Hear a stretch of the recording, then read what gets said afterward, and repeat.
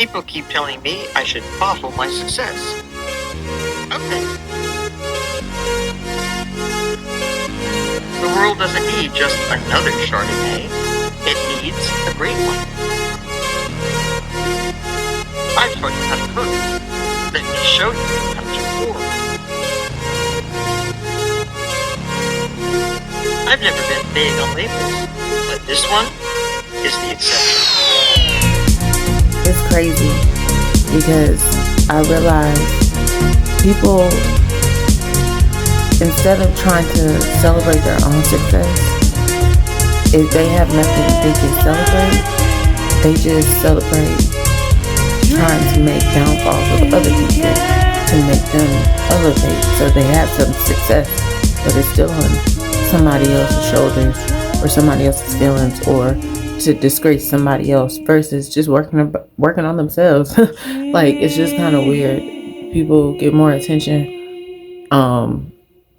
Bullying, the bully always gets more attention than the victim, always. And we always watch the victim to see how the victim's gonna get out, because the thing is, like, there's probably always gonna be a quote-unquote victim bully scenario. There's so many. And so unfortunately there's a lot of innocent bystanders, but it's crazy, like, if bullies didn't exist, then there would be no victims. You should do more cardio and less weight. Oh, thank goodness you're okay. I don't know what I would do if I ever lost you. Lola, I can't see you anymore. Say what? I just don't think we're right for each other. Don't cry. Yes, I am. Yeah, this is good. Please don't cry.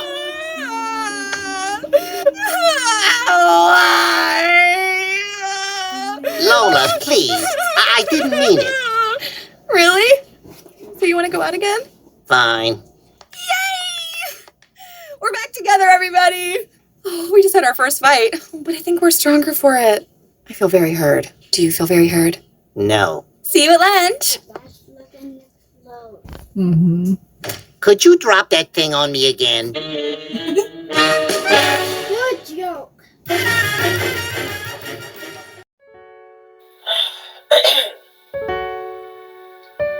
Whatever I say to you, I can say to myself in the mirror. Whatever I say to you, I can say to myself in the mirror. I'm my worst critic. I don't know what I feel. I look at myself in the mirror. Sometimes I see tears. Sometimes I hear cheers. My reflection. I like my reflection. I stare in the mirror because I like what I see. I stare in the mirror and I look at me. I like my reflection. I like what I see. And if I don't like what I see, trust me, I changed it figuratively. Now I feel confident. My reflection.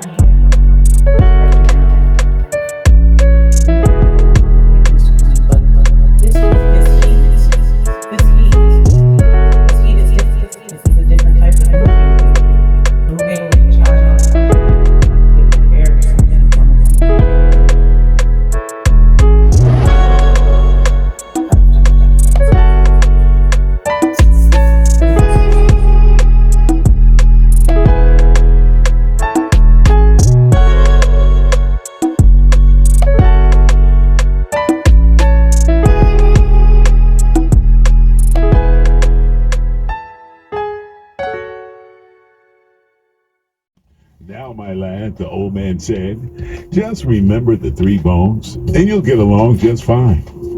The curiosity of the bystander prompted him to ask the old man what he meant by the 3 bones. With a twinkle in his eye, the old man replied, I'm speaking of the wishbone, the jawbone, and the backbone. You see, it's the wishbone that keeps you chasing your dreams. It's the jawbone that helps you ask the questions that are necessary to finding them. And it's the backbone that keeps you at it until you realize them.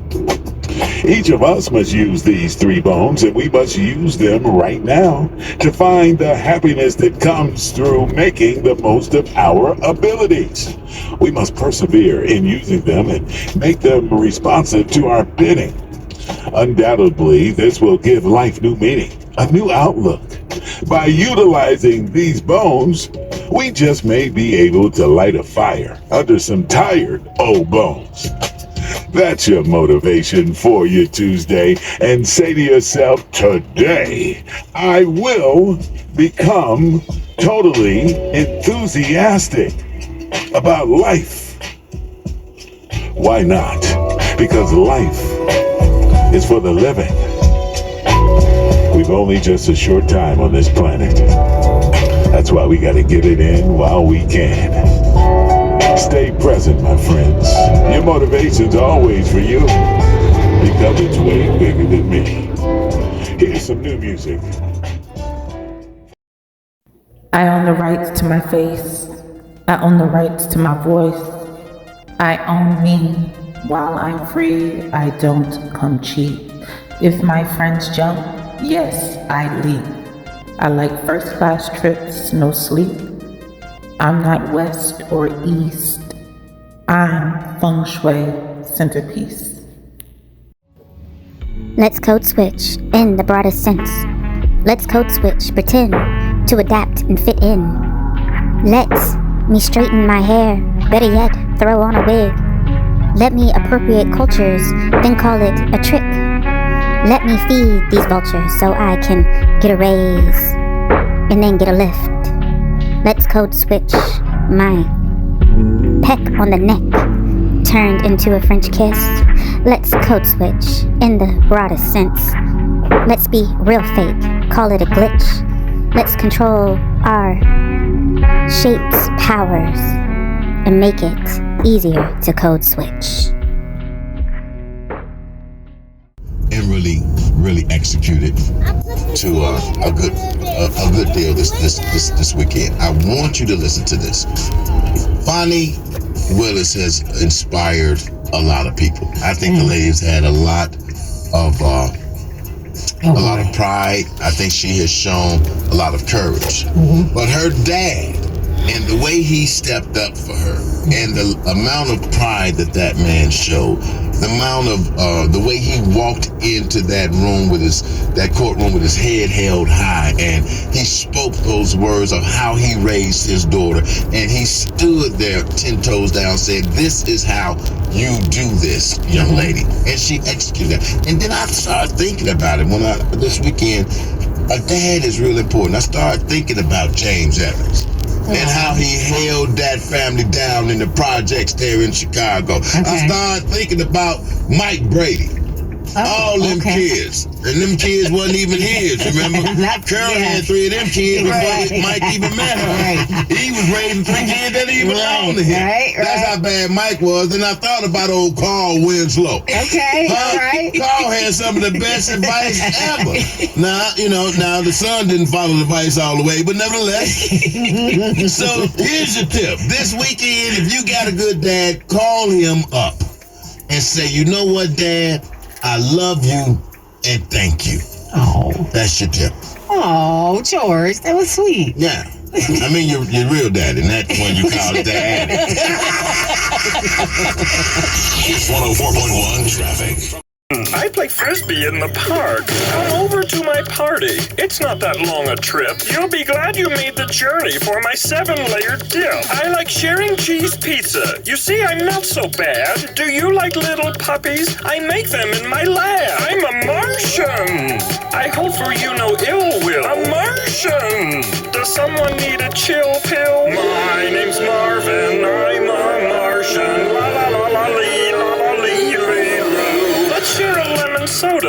talk about our feelings, but don't insult my helmet, cause then I'll hit the ceiling. I got a laser! And it's pointed at your planet. It's my laser! So don't take me for granted. I'm a Martian! Boom shakalaka. I'm a Martian! Shakalaka. Boom. We're Martians. 6 degrees hotter than the last time it hosted the games a century ago in 1924. And in the past, heat waves this time of year have killed thousands of people in France. National climate reporter Chase Kane spoke to some Olympians who are now pushing to change when and where the Summer Games are held. During the Tokyo Olympics, the dangerous combination of heat and humidity made it feel at times like 116 degrees, the hottest Olympics on record. I struggled to stay cool while just sitting in the skateboarding arena, so maybe no surprise that according to a report from Japanese doctors, at least 131 athletes needed medical treatment during the Tokyo Games because of heat. It's in an athlete's DNA to push themselves to the absolute limits. You know, when we're talking about Olympic Games, the reason you're there is because you push your body to those limits. Within safe conditions, that's one thing, but when things get unsafe, yeah, it becomes pretty dangerous. This Scottish rugby player is one of a dozen Olympians sounding the alarm in advance of the Games. And just last summer, heat waves across France killed 5,000 people. Another in 2003 killed at least 14,000. And that's the main concern highlighted in this report. I guess I still am just surprised of the timing of these Olympics. I mean, we have seen such deadly heat waves in this exact location at this exact time. Athletes are by far the most at risk here, but also people who are attending, people who are working, people who are outside. I think in a lot of places in the U.S. and around the world, just summertime competitions, unless they're held in the middle of the night, are going to become essentially impossible. The International Olympic Committee says the health of athletes is a top concern, and Paris 2024 says they will have free water stations across every venue,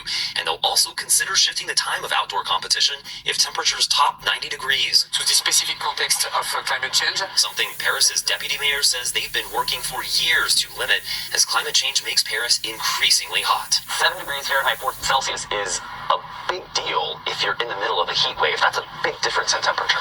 Yes, and it's dangerous. It's dangerous for the daily life, and so we need to transform the city as fast as possible to protect people and to make the city more sustainable for the future generations. And that's why they've invested billions in planting trees to cool the city, adding bike lanes to cut emissions, and working to clean up the polluted Seine River. Positive steps to host the Olympics and permanent benefits for 2 million Parisians. But one sustainability decision has gotten a lukewarm reception. The Athletes' Village will rely on carbon-free geothermal district cooling instead of traditional air conditioning, similar to what's used in parts of downtown Chicago and New York. Just to put a button on this, there's not a limit in terms of outside heat or humidity where this stops working. Well, or is there? Like all of us, equipment prefers not so hot and not so humid. I mean, we never know what Mother Nature's going to throw at us, right? I mean, it could be a heat dome that could be, very challenging. Paris 2024 officials say it will keep indoor temperatures at least 11 degrees cooler, but they'll still make individual AC available on request. Which in one way reduces the emission for the games, but on the other side, for an athlete, that is, they cannot stay cool and cannot recover fast. So I think from an athlete's perspective, that is a negative. And that tension underscores the urgency of addressing climate change, along with Paris 2024's efforts to cut their carbon footprint. In Paris, I'm National Climate Reporter Chase Kane. And Olympic officials say they do plan to have meteorologists working in their operations center 24/7 before and during the Olympics. More international headlines now. The U.S. is condemning China over a collision with a Philippine supply ship in the disputed South China Sea. BBC International correspondent Claudio Lavanga has that and other world headlines. Claudio, good morning. The grandmother of Juneteenth, leading a 2.5-mile walk to commemorate the 2.5 years it took enslaved people in Texas to actually learn that they've been freed. In Washington, D.C. today, the Honor Flight Network hosting its first ever Juneteenth trip, celebrating the service and the sacrifice of African-American veterans. Tonight, hear the disturbing images of Stonehenge, climate activists spraying orange powder on the ancient monument, which of course has stood for thousands of years. Visitors there trying to stop them. It comes just before huge crowds are expected for the summer solstice. And in Homer, Alaska tonight, the delicate baby moose rescue. Tour operator Spencer Warren found a baby moose trapped in a lake. I think verbatim, this man just told me I avoid taking an accountability for my mistakes. And that's just very interesting perspective. Some things, you shouldn't take to heart or to mind. But some things he's just rude about. He's rude by nature. He says things. He gets his critique on people unasked. People do it all the time. But sometimes people just need to know. Because sometimes people don't know. So this is the time I need to know something. Maybe I didn't know. I might not take accountability for accepting I make mistakes. I think that's what he said. I think that's just a whole lot to say, like, I'm human. I make mistakes. How can I fix it? I made a mistake. I made a mistake. I made a mistake. You're people. You make mistakes. Like, I don't know how accountability is supposed to, what more. I think he was just looking for, because then he also said every time he asked me something, I come back with an argument. And I was like, no, an argument is a heated conversation, and we're having a conversation. Would you like me to say nothing at all or in response? But you just don't like the response I have, so then you feel like it's an argument because I'm not actually agreeing with you, or you're asking me a question that actually is making it redundant. So I'm asking a question back to clarify the question, and it becomes difficult, and that becomes my control. But I think that is the debate between men and women in a lot of scenarios, not just women and like women have a certain type of thinking and men have a certain type of thinking. So when women and men talk together, it's more of a battle, a mental conversation, or depending on the scenario, obviously, but battle. Like you have to come to an agreement, or it becomes an argument. It's either or you can table it. Timeshare. He bought me a timeshare, so I can share his time. He shows me he cares. He shows me he cares, so I can call him mine. He's always so fair. Always lets me shine. He bought me a timeshare. He bought me a timeshare, so I can share his time. He bought me a timeshare so I can share his time. After 9, before 5 hours of operation is when he works on my heart. This little heart of mine. Then he aligns my spine. Hours of concentration on the perfect design. Timeshare. He bought me a timeshare so I can share his time. He shows me he cares so I can call him mine. He's always fair, always lets me shine. Abracadabra, alakazam, I waved my wand and made a man. A little hocus pocus, a big life plan. 'Cause he bought me a timeshare, so I can share his time. He shows me he cares so I can call him mine. He's always so fair, always lets me shine. After death, before life, he populates my flower for population. First taste, last bite, I sampled him, then filled out his application. First date, last night, priceless conversation. 'Cause it's a timeshare. He bought me a timeshare so I can share his time. He shows me he cares. He shows me he cares so I can call him mine. He's always so fair. He always lets me shine. He bought me a timeshare so I could share his time. Secret garden, private life. He bought me a timeshare so I could drink wine. Space, Martian, fly, high. He bought me a timeshare so I could take my time. He bought me a timeshare. Space to redesign. Space to write my rhymes. No crimes. Being divine. He bought me a timeshare so I could share my time. So our ribbon can be intertwined. He bought me a timeshare. For sale now, a soul sign. He bought me a timeshare. A place to recline. A place to thrive. He bought me a timeshare. It's his, but he says it's mine. He bought me a timeshare. Time to cut off the lights. Timeshare.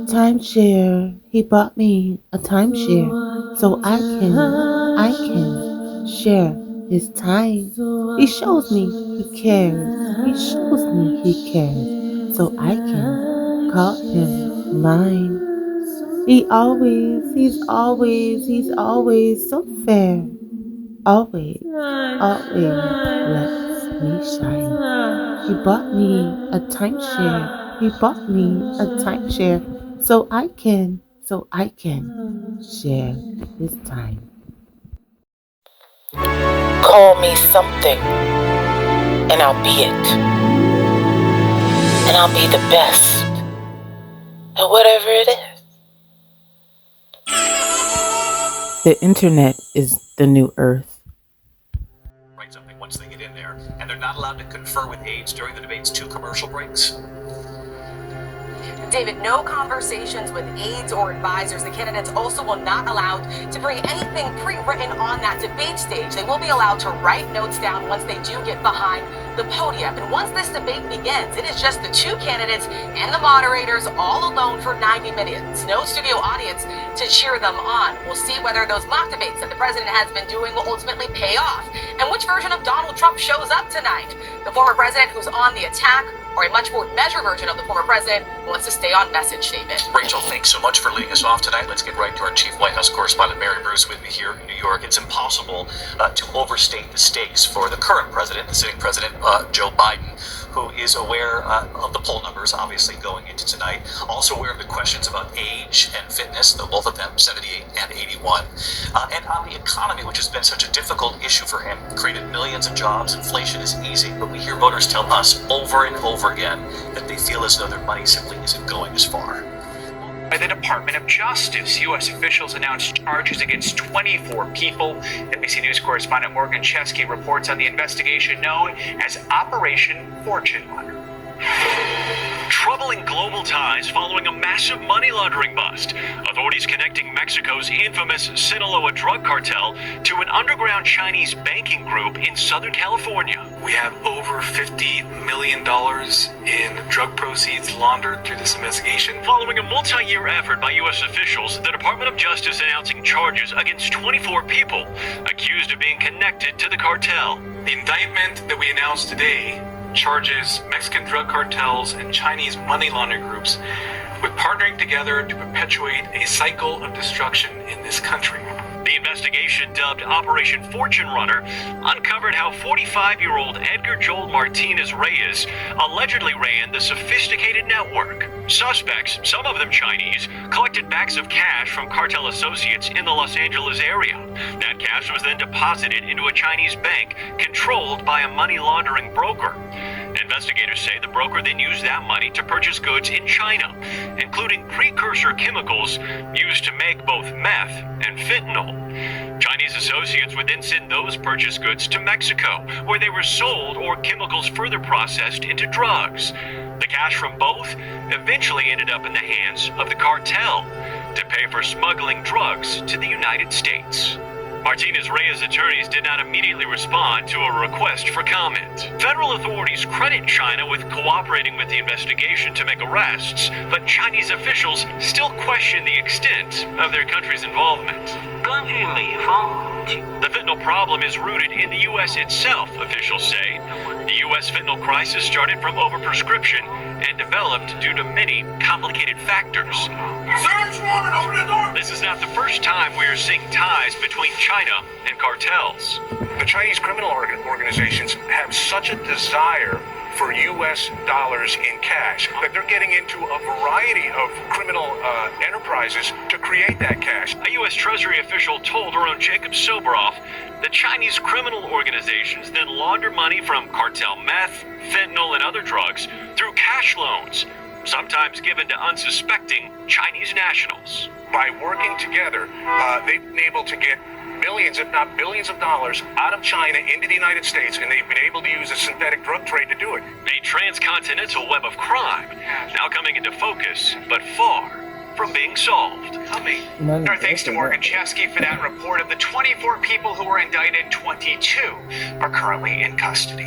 On Capitol Hill, lawmakers on both sides of the aisle are joining forces to combat the rise of deep-fake pornography.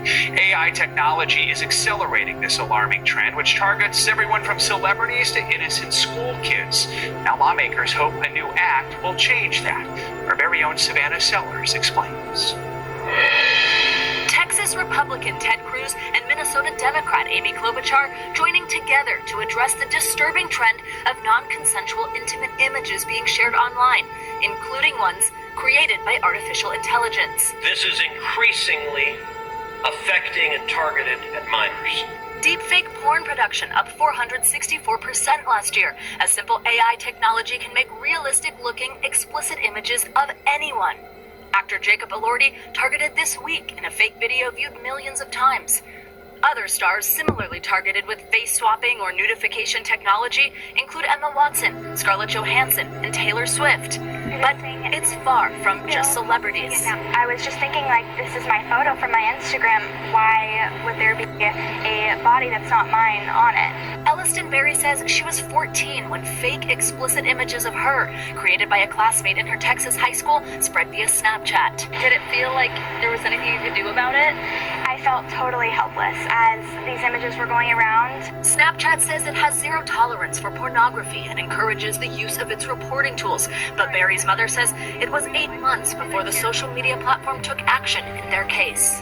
The new bipartisan bill, known as the Take It Down Act, puts the onus on tech companies, requiring them to remove non-consensual intimate imagery within 48 hours of receiving a credible complaint. And the bill targets individuals, making it a federal crime to publish the images. A crucial step, says legal scholar Marianne Franks.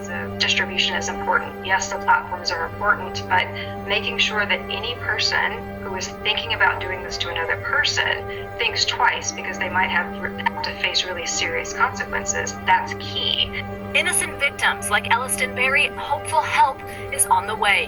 Savannah Sellers, NBC News. Innocent victims like Elliston Berry, hopeful help is on the way. Savannah Sellers, NBC News.